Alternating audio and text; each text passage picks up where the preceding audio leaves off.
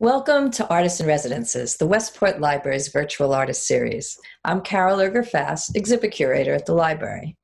Today, Miggs Burrows takes us to the studio of abstract painter Katya Lebrija. Katya was born and raised in Mexico City, and she earned a degree in graphic design and worked as a freelance designer until she moved to the US in 1999. Then she started to focus solely on her painting. Throughout her career, she's used different mediums, including printmaking, watercolors, and acrylics. And most recently, she started mixing the different media in her paintings, combining things like paper, leftover monotypes, and fabric into her vibrant compositions. Katya likes to work in series, which enables her to explore a single theme or an idea in a variety of ways. Each finished piece might in turn spark a new idea and become inspiration for the next painting. Her work is both spontaneous and emotional, and although it's abstract, it's rooted in images of the real world. Her themes range from the architecture and marketplaces of Mexico to the coastlines of Connecticut. So now, let's join Miggs and Katya in her studio, where she'll share some of her work and what she's been up to.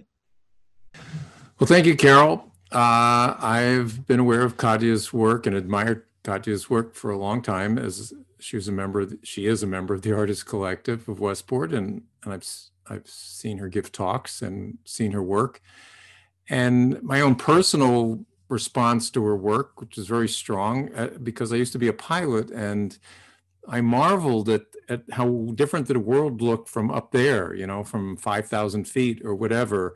And a lot of her work is kind of an aerial view, but you don't have to be a pilot to appreciate it. It has its own beautiful abstract quality, and it's just in their shape and color and textures. So Katya, thanks for joining us. I want to show you around my studio where I get inspired. Yeah, please. Let's take a look. Yeah, so this is my place. This is where I get inspired. You can look around. It's a little bit of all my series are here in my studio, and I really enjoy this place because it's in the woods. So and I get a lot of natural light. So it's very important to me to be like a part from my home and having this quiet time with my art. And I wanted to tell you a little bit of my background. I am from Mexico. I studied graphic design, and we have lots of art classes in college. And I work a little bit as a freelance graphic designer, but then I had my kids, so I decided just to stay home and start painting, because that was something that I could do, and I'm just enjoying my painting career now, to be an artist as a painter. So, do you think if you weren't a graphic designer, do you think your paintings would look different? I mean, how does your design inform your paintings, do you think?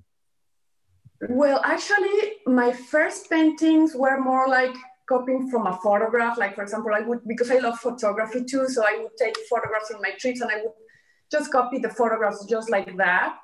And but then when I started to create work more like from my creativity, the beginning of it was more graphic. You could see in one of my collections, the Ladders series. It's more like graphics and elements. That's interesting because, and then I just started to develop a different style, maybe because of the years that I started evolving, Yeah, very strong composition. Yes. I'm always, that's important to say. The graphic design gave me the sense of composition in the space. Mm-hmm. Yeah. So I made a presentation for you guys so you can see how I work. I work in series, and I have different. I made these books so you can see the different series. I like to work in series because I like to explore one theme in different ways. And then I get bored with a theme and I go to another series. So that's why I have different collections. So I don't know. Okay, well, we'll show. Showing the yeah, we'll start the show, but I have a question about those books. Are these just for your personal use, or can people buy those books, or what? Well, people can buy them, reprint them and sell them. But I make them for example, if I go to a gallery or I have a client that is interested in my work, I bring them because each book has the name of the collection and it shows all the pieces from that collection. So it's very helpful to have a copy in paper so people can really see all of it. And sometimes it's very helpful when I am planning to curate a space and I don't bring all the paintings with me, but I tell the person that is helping me, okay, let's put this one here that is these measurements and so they've been very helpful to me, and when I have my exhibits, I always bring them with me, Oh, that's why you're much more organized than most artists, but thought out. Well, I love to do this stuff. So I'm going to share the screen now. You call these your architectural series. Yes, this is from the architectural collection, and I wanted to show these three pieces that I'm going to show are from my earliest work, and I want them to show them to you because you can see the transition from the beginning to the end to what I'm now. And the use of color is very primary colors, almost out of the tube, no more mixing. And how these architectures are like the geometrical, and the windows and maybe an alley or a street. I love the stories that you can find in these scenes, and so I love the idea of these stories on a place, no? And you can show maybe the next slide. It's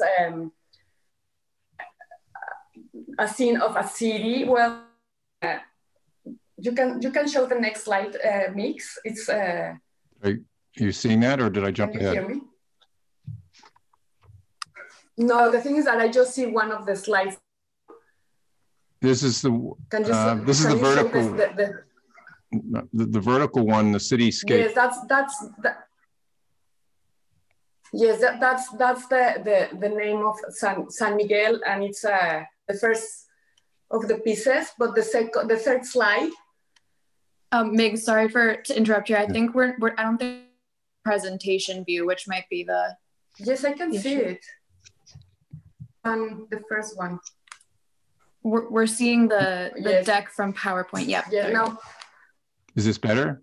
So this is the second. Yes, I can see the third slide now. Yes. Okay. So now I just wanted to say about this. So should we start again or what? No. No. So this. I'll cut out all that in between stuff we just talked about. But we talked about this first one. So do you want to say now? Let's go to the second slide. Yes. Well, let's see. That's the third slide, no? So that way because that's that one. Okay. So this one is my. The second of this series. It's called Noise in the City, and I kind of captured the noise in a city like New York, but it's more on a grid. You can see the composition is more on a grid. And then the next slide, I can show you the process of how I work. Here, for example, sometimes I start with a white canvas and or a colored canvas, and then I start collaging paper or fabric or whatever I have around. Sometimes I do it randomly, or sometimes I do it planned, depending on the composition I'm going to create. And then I shapes of color and start at it in a way to find maybe a door or a window or an alley or something like that, until the composition finishes. So you can see in the next slide how this process ended in this painting that it's this painting is called Guanajuato, where it's a city in Mexico, and it's very, you know, it's with lots of windows, and but it's kind of more abstract. The next slide, you can see that here my mixing of color kind of evolved a little bit, and it looks more sophisticated, more contemporary, and it's the same thing, the architectural shapes, and most of my my pieces from the architectural collection came from my imagination. Sometimes I just start with a photograph as a reference, but then I start developing the theme. So you can see the next two slides are examples of that with different palettes. This is, and you know, as you can see, I'm kind of exploring abstraction. I like that to make it more simple and different palettes. And here, sometimes I go into the grays because I get tired of the color. So you can show the following slide. Next slide. That's another architectural, and that one is called alley because in the middle it looks like an alley going through, and you can see the collage that I do all around the painting. Sometimes I use monotypes that I have leftovers, and I just collage them. So this is a collage. So there's pieces applied to here. I mean, it's mixed media. This one has. Yes. Mixed media is what I use. I use acrylics. And I always paint with, well, I always collage fabric or paper, or sometimes I do printmaking too here in my studio. So sometimes I have leftovers and I just collage whatever works for the painting. You mentioned color before, and so I have a question. I don't know if it's relevant, but I'm curious. I always find that countries like Africa, Cuba, Latin America, you know, Mexico, very vibrant colors. I mean, we just did an interview with someone who spent a lot of time in Africa. The colors are so vivid and bright, and yet in America, you know, which is, let's say, those countries aren't as economically developed as, and there's maybe more poverty and whatnot. So you'd think that things would be more drab, you know, because, well, life is not as rich, perhaps. But why do you think that is? Where does all those bright colors? Do you have any thoughts on why? Well, that's interesting. I really think the bright colors are from, because I don't know. If you walk in a Mexican area, all the walls are pink and red, and the markets are so colorful, and maybe that's why I'm drawn into very colorful pieces. But sometimes I get tired of the color and I go into more gray palette. It's so funny how my brain works, but okay. So that's why you are gonna see some colorful ones and some more into the grays palette. So, and then after this series, I started, you know, I wanted to develop a more abstract collection. And to me, it's kind of difficult to make abstraction. So I got myself into this project to start creating pieces looking from above, you know, so that way, yes, that's my destinations collection. And so that gave me the freedom to move objects around and maybe inventing some objects, and, you know, gave me the freedom to play with some textures and collage and layers of paint on top of everything. So, and I love how this collection evolved. I created, I don't know, maybe 30 pieces of this collection. And I really think I accomplished the abstraction compositions that I wanted. So this is one of them. This piece is called Red Fields.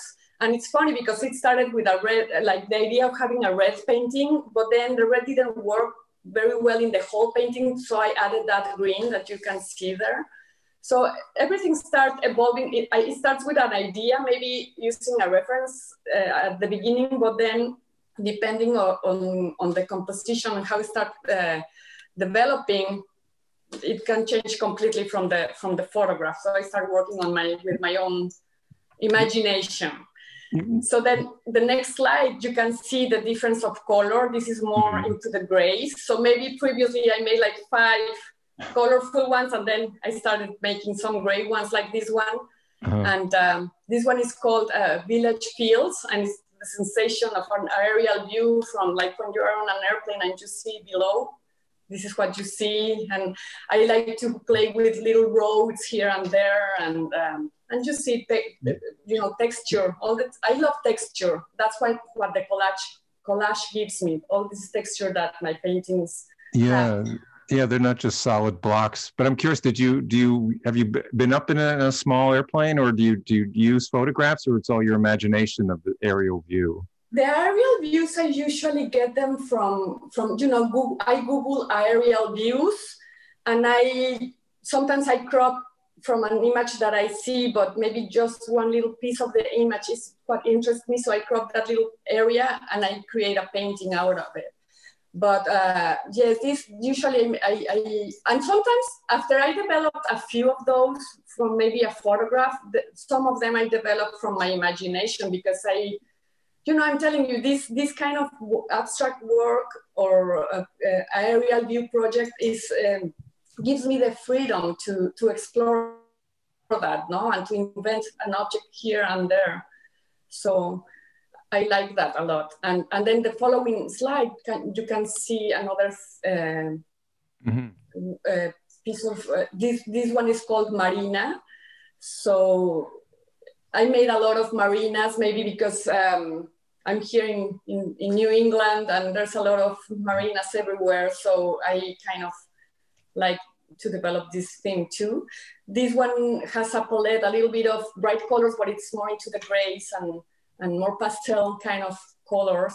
But you can see all the texture and the collage, and it's layers of work that I always. It's so great because it can be appreciated on a level. I mean, you don't have to be a pilot to know what an aerial view might look like, but so you can appreciate it on that level. And then even if you had no idea, it stands alone, as just this beautiful abstract work, with shapes and colors and textures and everything that that's supposed to be part of good art.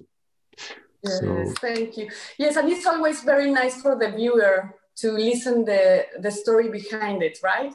Yeah. Because it's when you hear the interpretation of the artist or how did that piece got inspired on, it's more interesting sometimes, So then I'm going to talk to you about the next slide. This one is it's a piece inspired by my trips to Mexico City.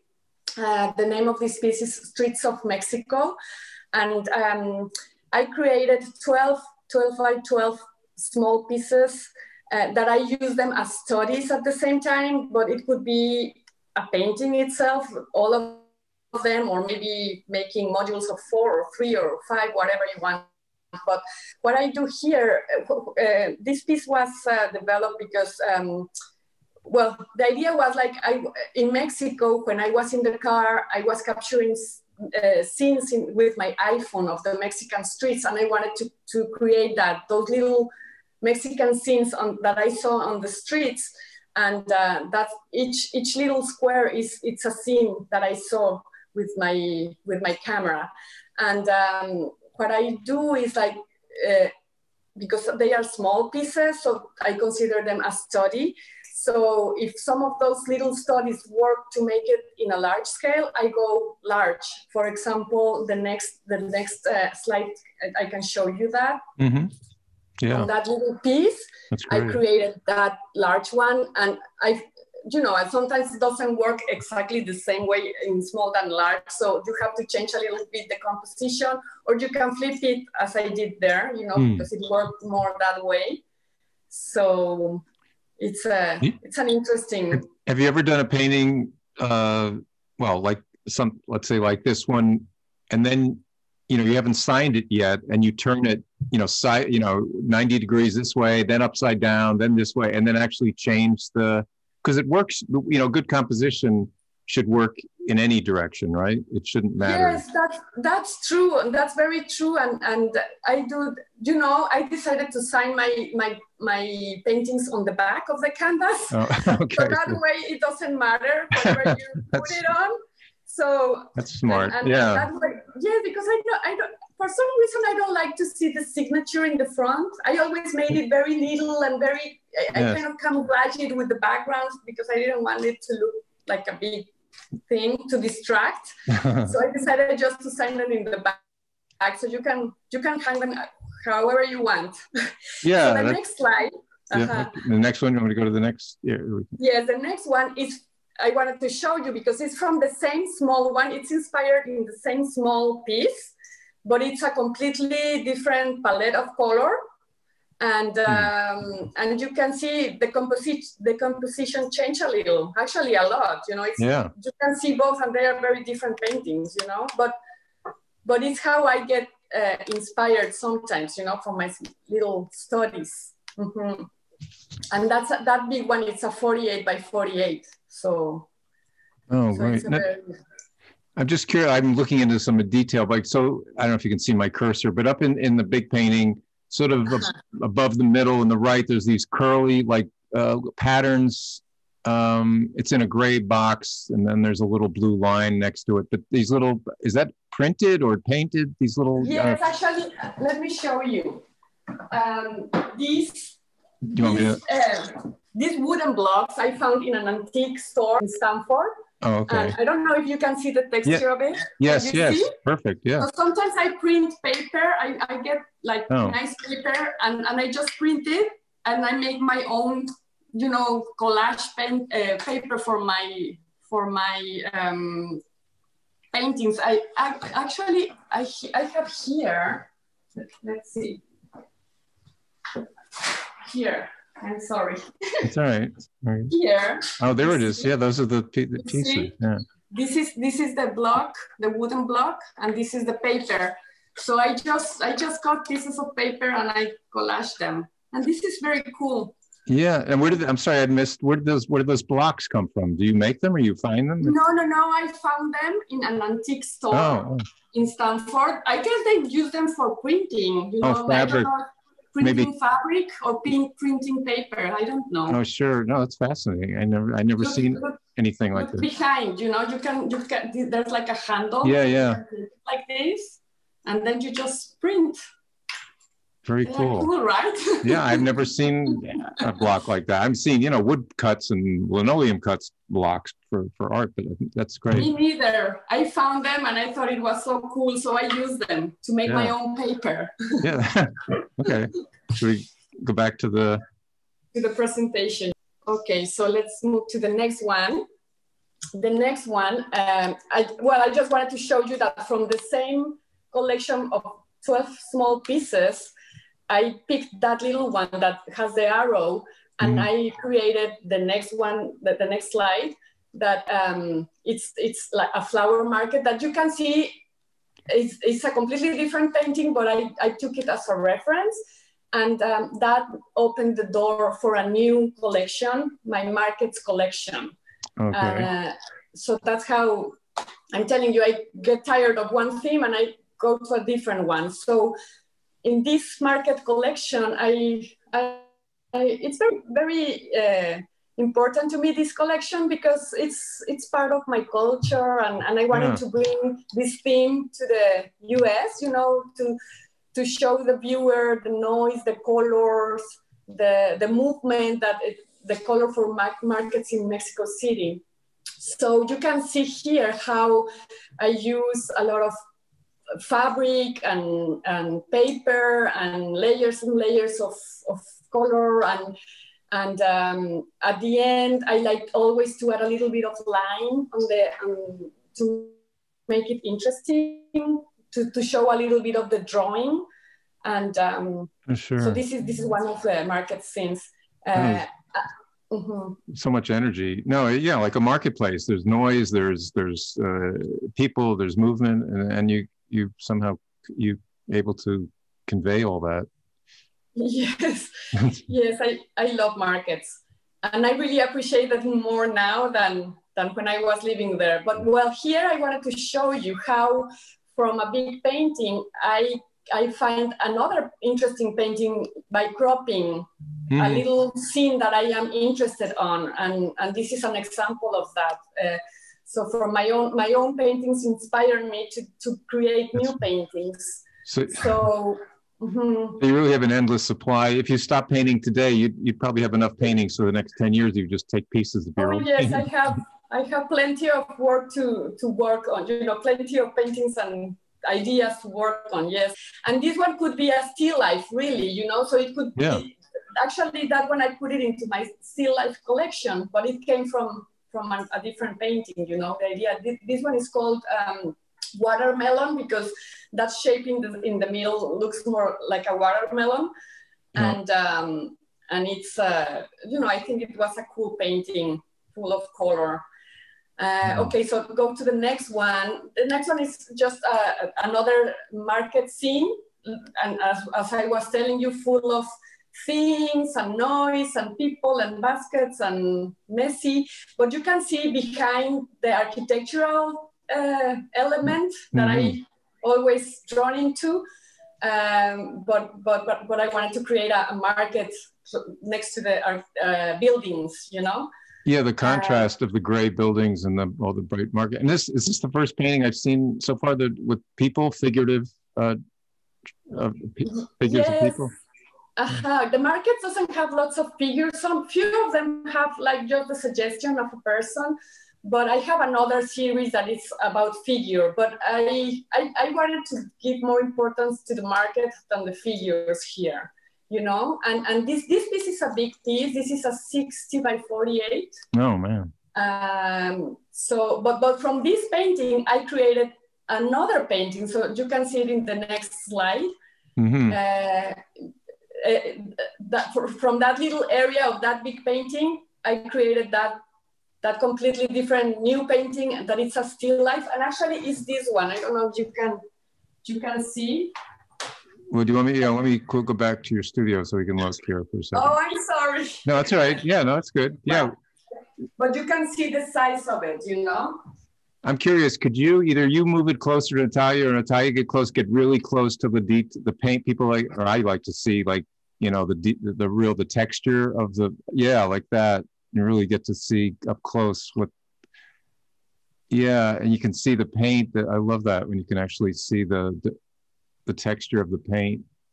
That's so nice.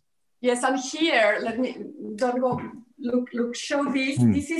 This is some of my monotypes that I just collaged, and I start putting some paint on top, so you can see all this texture. You can see this was like a number or something that I printed, but I just love the texture and the whole, the whole composition with that little piece. And then I create some line, like here, you see, those are interesting, give them movement, and they connect you through the space, Yeah, excellent.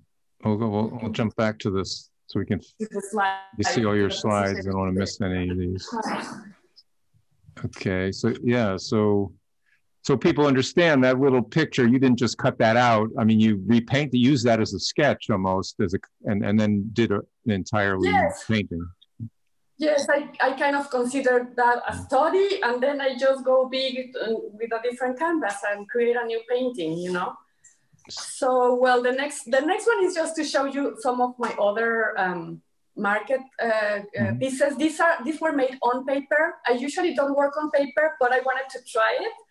And it's very cool. It's very different feeling, but it's the same technique, mixed media, acrylic, collage, and these pieces are on paper. And then the following, do you want to slide? Yeah. Oh, the following one is the same. I cropped a little bit of that was interesting to me from that architectural painting, and I created that little piece with an idea of a market on a plaza or something like that, you know? So that's little different palette. Okay, and there. Yes, this is a piece inspired by, in Mexico, we have a bazaar every Saturday, and it's called Bazar del Sábado. And I wanted to create something that looked like that, you know? So it's like a bazaar on the street and the buildings on the, you know, around it. So it was perfect for me to combine the market with the buildings and the architectural. Yeah, and they share some shapes, even though they're different. You know, it's a totally different. The buildings are architectural and kind of rigid, and the marketplace is definitely more casual and fun. But and this one, yes, and that one, it's another. That one I capture the same with my iPhone when I was in the car. And that was like a street market. And you can see there, I kind of integrated a figure, but it blends into the shapes of the little, it's like a stand, like a market stand. I don't know if you can see in the center, well, in the left side, there's like a figure sitting down. Yes. But I didn't want to give the importance to the person. I just wanted to give the importance to the whole scene, you know, the little stand that was there, you know, this man trying to sell his stuff, no? Yeah. And you can see behind, there's like a car and some buildings, you know, so. And I love that, you know, the canopy, the red, or it's whatever color that, I'm terrible with colors, but it's a, you know, that shade of that sweep of red and the canopy. And then there's a little teeny bit of that same color on the person or near his knee. Is that? Yes.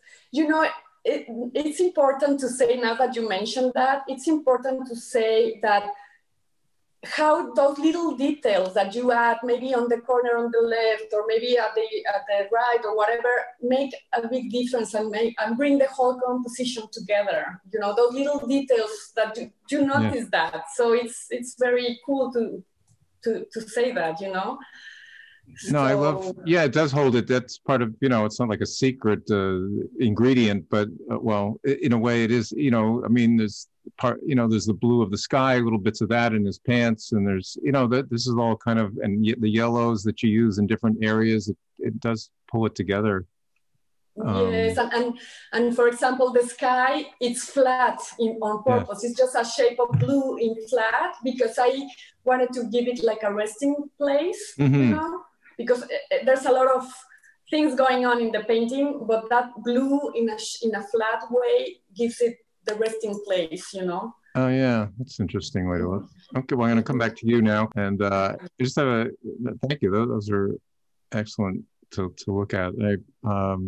So I'm curious, just while we're looking at them, I'm thinking of, you know, well, gee, maybe I'll go to our marketplace. And what is our marketplace? It's the Gap. It's nothing. I mean, there's no marketplace. Do you miss that? I mean, do you miss that cultural touchstone of? Maybe that's why I'm painting markets, because I miss that, you know. I miss that thing that we have it's very common. Everywhere you go, there's a marketplace on the street, on a plaza with all these things going on, and that's why I think I have very colorful pieces, because I miss those colors.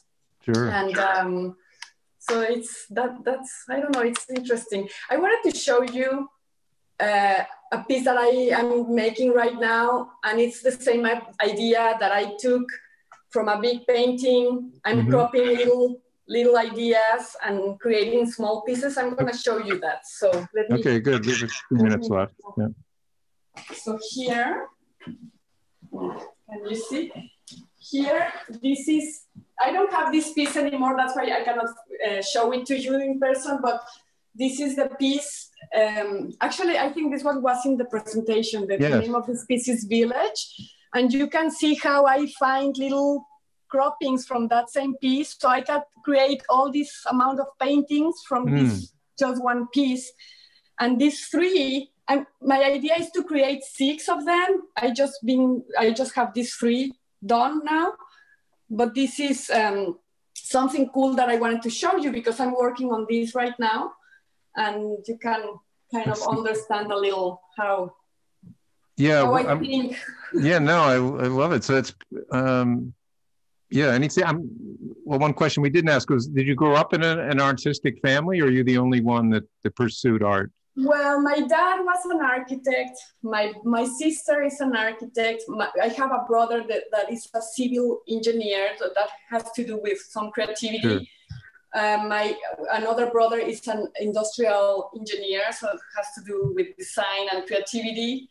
My grandfather was a poet and a writer, songwriter. So I guess I have some artistic thing in my blood. I wanted to show you this. These three pieces are from my figures. I wanted to create a piece of a theme of ladies resting a little bit after their hard work the whole day. So these are cool. I created four of these ladies. Well, actually, I created more, but the same size. But you can show the texture and how I sometimes I do some line, with charcoal or oil sticks, so you can have all that texture going on.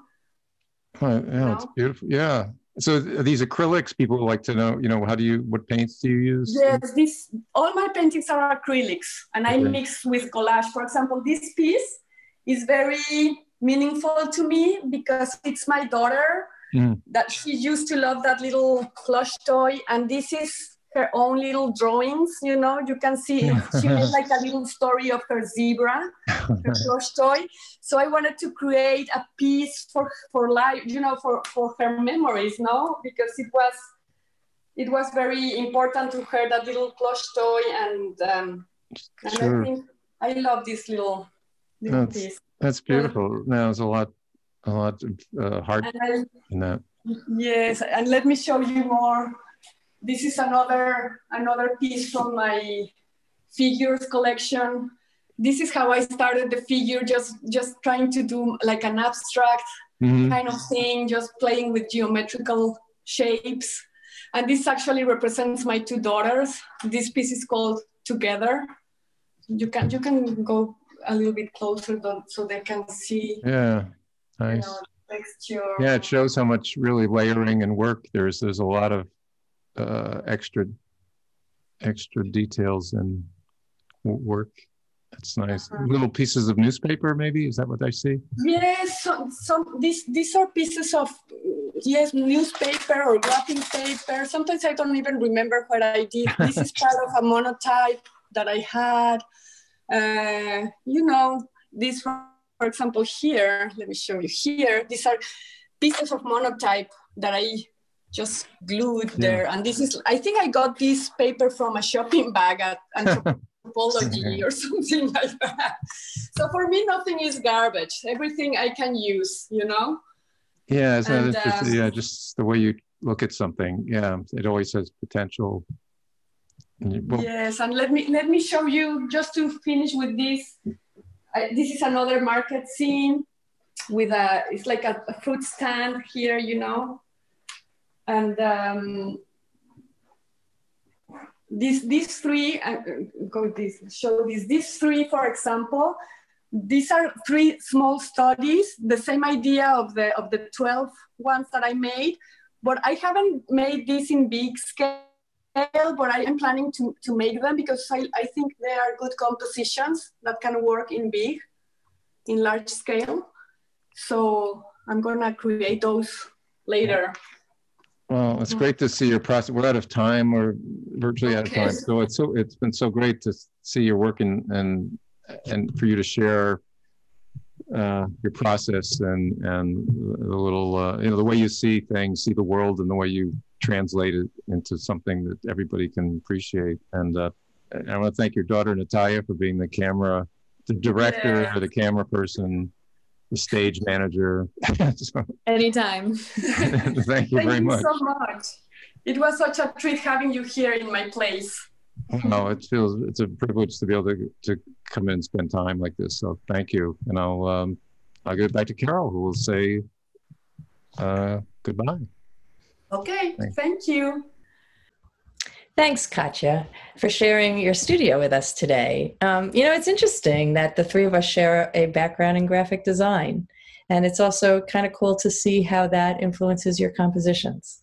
To see more of our Artists in Residences videos, check out the library's YouTube page, Westport PubLib, and search for the Artists in Residences playlist. Thanks, and hope to see you back at the library again soon.